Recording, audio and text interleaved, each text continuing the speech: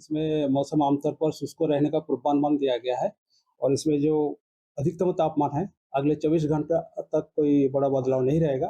उसके आगे 2 से 3 डिग्री सेंटीग्रेड टेम्परेचर धीरे-धीरे कम होता रहेगा।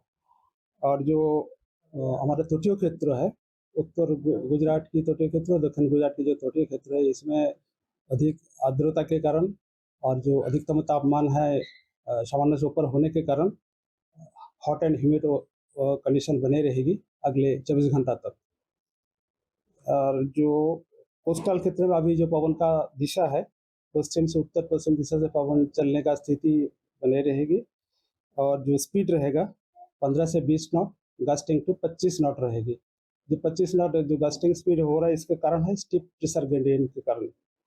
अहमदाबाद में आज मेनली क्लियर स्काई दिया गया पूर्वानुमान और जो अधिकतम तापमान है 43 डिग्री सेंटीग्रेड के आसपास रहने का पूर्वानुमान दिया गया है। तो दर्शक मित्र આપણે સાંભળ્યું કે થોડીક વાતાવરણમાં થોડીક જે કહેવાય ને કે રાહતનો અનુભવ થશે, આપણે આશા રાખીએ, અને ગરમી છે થોડી ધીમે ધીમે ઓછી થશે એવી આગાહી વ્યક્ત કરવામાં આવી છે। તો દર્શક મિત્રો